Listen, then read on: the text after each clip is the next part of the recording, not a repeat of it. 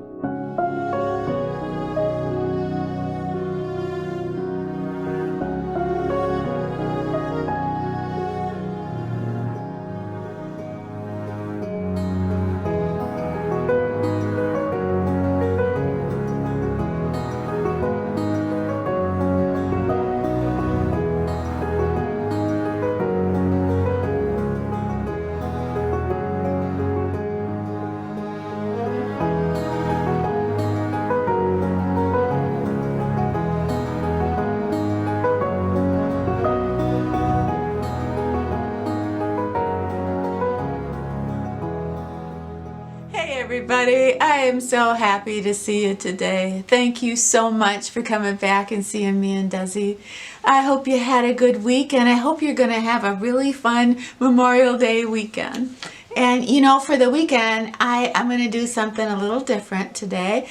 And I have a tag here and it's called the Beautiful Tag. And I thought this was a perfect time for us to do this tag. It's all about being a mature woman, you know, in our country and how we live our life, how we cope, how we feel about things. And yeah, I think it's going to spark a lot of thought and a lot of conversations. So I hope you can kind of answer along with me. It's only 7 questions, but they're kind of like, you know, up close and personal questions, and you seem to like that. The first question is, when you were a little girl, did you feel pretty? And were you ever teased in grade school or high school, and how did that affect you? And I did not feel pretty when I was a little girl. I was racked with insecurities as early back as I can remember, and I remember my childhood very, very clearly. But even though I didn't feel good about myself, I was mesmerized by movie stars, and I would read my mama's movie magazines, and I would read about Natalie Wood and Elizabeth Taylor, Debbie Reynolds, Sophia Loren, and I would just sit as a little girl and write them fan letters, and they would send me back, you know, like 8x10 glossies, and I would always dream that, you know, someday if I worked hard enough, I could be pretty like them. So I was always filled with a lot of false hope. But I enjoyed it, and I loved that fantasy world, and I loved reading about makeup and hair and dieting and exercise. I loved it. I loved it all, even though I felt very, very insecure as a little girl. As far as being teased, I was teased in grade school. When I was 10 years, I developed very quickly, and when I was 10 years old, I had to wear a bra, and I started to get acne on my face, and that, for me, that was absolutely traumatic. I mean, there were no other 10-year-old girls that wore a bra and who had acne on their face, so I felt pretty bad about myself. I really, really did. And then suddenly, you know, when I was like 14 or 15, I came into my own and I developed a little bit of a swag. But the scarring of the hurt and the pain of those early years, I don't think that ever goes away for anybody. They did a survey of 5,000 men and asked these men what were the top 3 traits that they looked for in a woman that they were attracted to. And their answers were: number 1, a woman who was independent. Number 2, she had to be good at something. And number 3, she had to be kind and nurturing. Now the question is, do I believe those answers? And my answer is no, I do not believe that men really feel that way. I think maybe if men are talking to someone who's doing a survey, maybe they make that stuff up. Although I do think that men, honestly, they do like an independent woman, unless there's something wrong with the guy and he's seeking out, you know, a woman that he can control. But in all my years, and I'm old, I have never met a man who didn't say to me, he liked my hair, or he liked my eyes, or even, you know, another man talking about other women. It was always something physical. So I think for men, if they're truly honest, I think there has to be a physical attraction, and perhaps those other things follow suit. But I do remember years ago I was in a bookstore and I was reading this book, you know, how to get this man that you like to love you, you know, or something like that. And I thought they wrote a whole book on how to get this man to love you, and the number one thing was be good at something. And I just cracked up laughing, like we women are like so shallow that we go like, oh, so we have to be good at something in order to get a man. You know, it was ridiculous, but it was funny. It's even funnier now in 2020. Be good at something. Who knew? Oh, it's good to be here today, minding my own business. Uh-oh. Are you following me? Hello. How are you? You don't like me much, do you? I don't get it. I come here every day, and every day I tell myself you're going to be nice, and you're never nice. What's up with you? And why do I keep coming back? I don't know. I just won't give up. You're giving me the side eye. All right, question 3 is, why do I wear makeup, and do I think I can be attractive without it? And, you know, I think that's kind of complicated. You know, I started wearing makeup when I was, I think, right around 12 years old, because I was breaking out.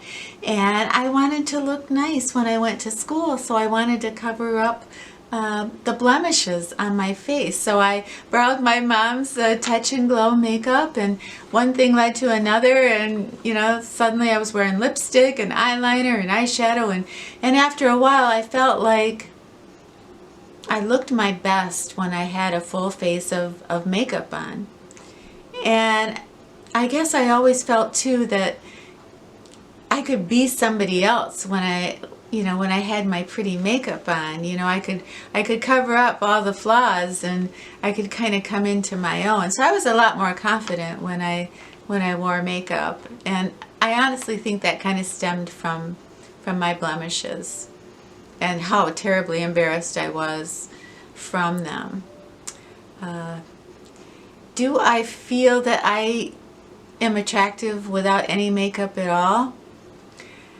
Well, you know, I would have said no, but, you know, I did a video last week on my nighttime skincare routine, and there was a segment there where I had no makeup on at all, and I liked how I looked. I mean, I liked how I looked better in that segment than I did when I had makeup on. So I was telling a couple friends, you know, I have to rethink how I do my makeup, because I think it's not that I don't want to wear makeup anymore. I just want to wear less. I liked that. I thought I had kind of a fresh, simpler look. Now, a couple years ago, I tried the no makeup look for you, and you hated it. You hated it. You said I kind of looked tired and older, so I gave up. But I'm gonna see if I can get you to like it. I'm gonna start wearing, less makeup, I think. But do I think that I could be attractive without makeup? I do, but like if I was going on a date tonight, would I just go without no makeup at all? No. No. I'd be a nervous wreck because I wouldn't look my best. I mean, of course, what was that other question? If I was confident, if I was good at something, and if I was kind and nurturing, he'd like me anyway, right? Whether I had lipstick on or not. Age spots. No eyebrows. Ooh, don't look at the eyebrows. I'm confident.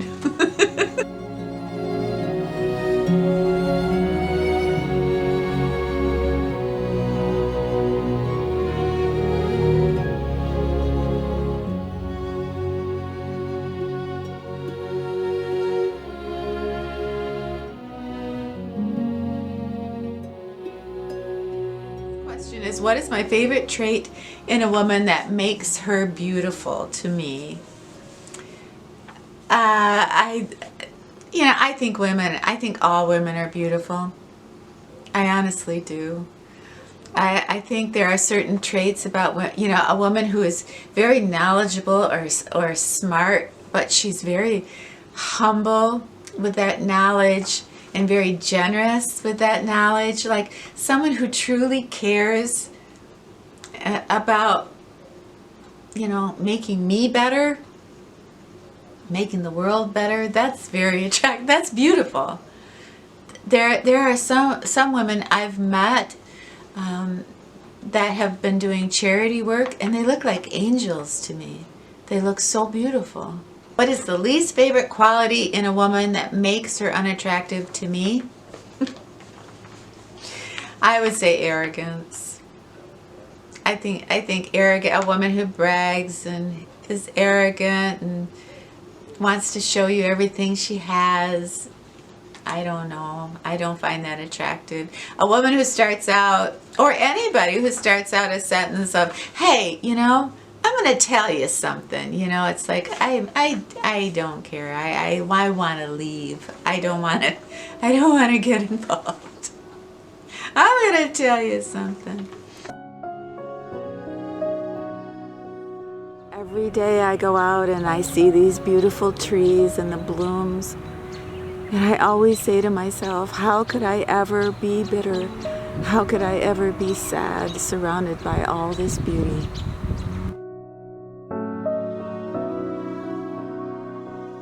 Didn't you used to have a YouTube channel? Didn't I see you do a video called What's in My Bag? I'm pretty sure that was you. I sure hope some of you will share some of your answers to these questions. And I hope other creators will too on YouTube, because I would just love to know if I am on my own island here in my thoughts on some of these questions. But this next one is a doozy. What is it like in America for a woman growing older, and is it possible for a mature woman to feel beautiful? Well, we talk a lot about this on this channel in a lot of different subtle ways. But I think in this particular country, in the USA, we are a very youth-oriented country. So we really, if you're a woman and you're over 50, you don't get seen much. You're not really in a lot of TV shows or the movies. We're in commercials.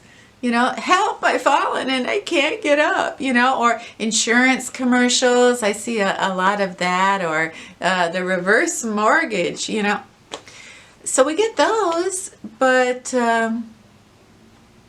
yeah, it's kind of, out of sight, out of mind. And I'm very well aware of that, and you are too.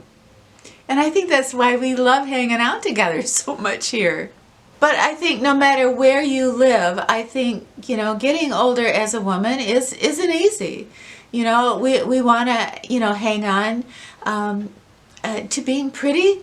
We want to hang on to our sexuality. We want to hang on to what we love to do, our passions. We love to have a purpose and to give back. So that we got a whole lot of things going on. And I have always firmly believed that when you get, in your middle 60s heading to 70, that there's a fork in the road. We're all just walking along, and there's a fork in the road. And one road is that of you're not happy. You're a little bitter. You look back on your life and you think, I didn't get to do the things I wanted to do. And now it's too late. And my looks are shot and I'm never going to get them back. So what do I care? I don't want to hear anything about it.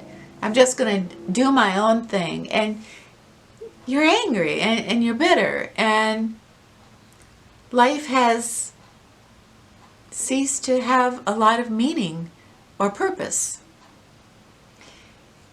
And so you continue down that road.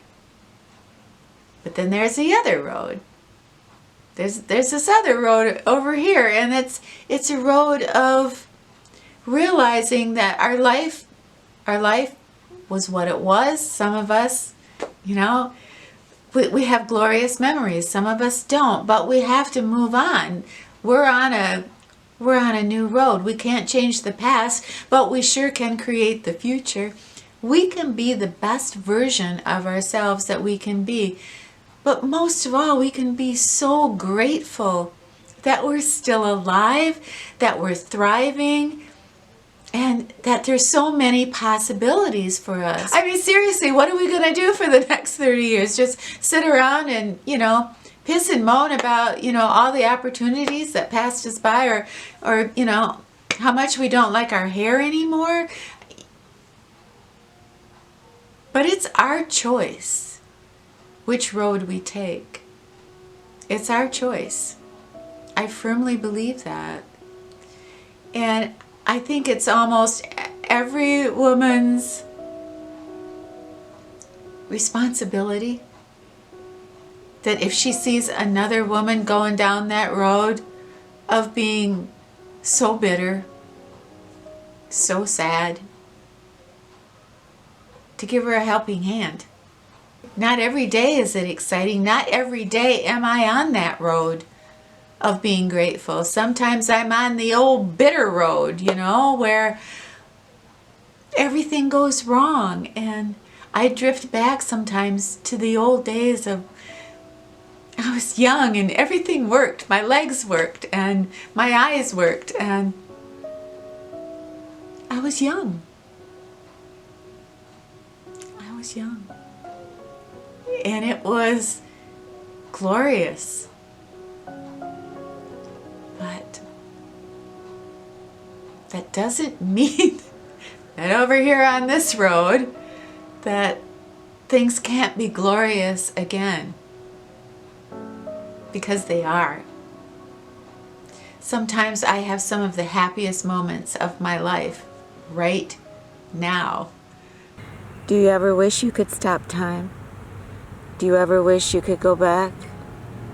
You could go back and relive your life?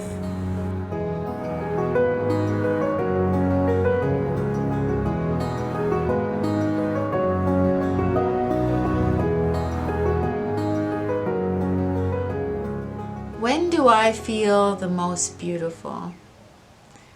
That's a really good question. When I feel the most beautiful is always, it's always unexpected. It's never when I'm primping and I'm ready to go out on a date or something. Usually I'm just flooded with insecurities then. When I truly feel beautiful is when I have my camera in my hand and I am out filming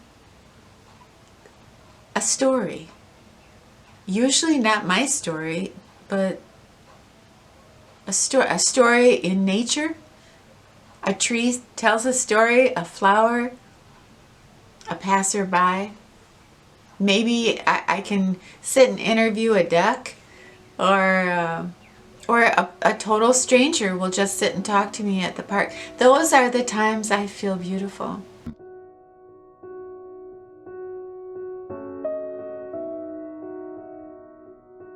When I used to be able to visit Billy in the nursing home, I would sit by his bed and he would say something so beautiful and profound, and he needed me, and I could feel that. And I would grab his hand and I would feel not only beautiful, it would feel like magic.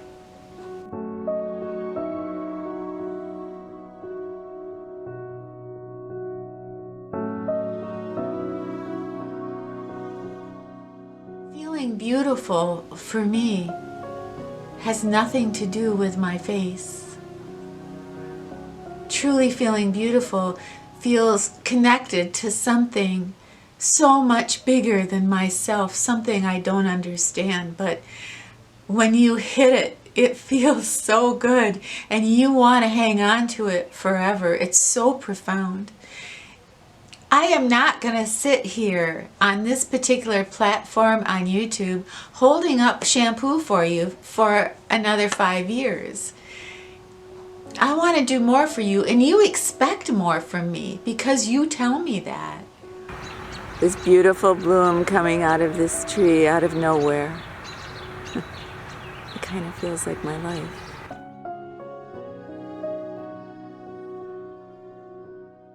Our sacrifice and our dedication, our passion, our figuring this whole thing out about being a productive, creative, wonderful woman, past 60, past 70, past 90, knowing that our efforts will benefit the women that will come after us, and they will know who we were.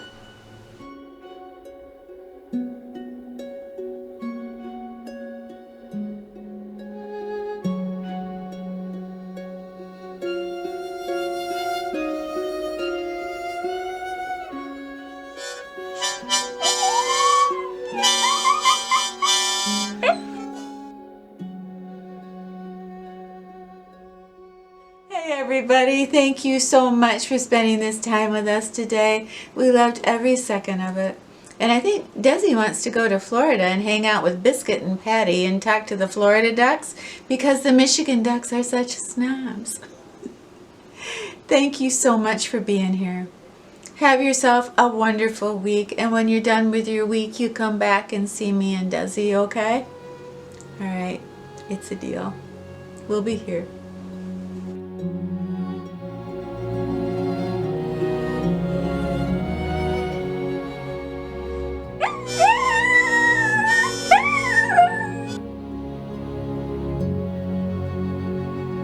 I will never really know what people feel or see in their life.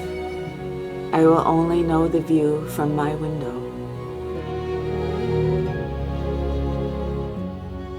Not every day is a good day, but every day is an important day.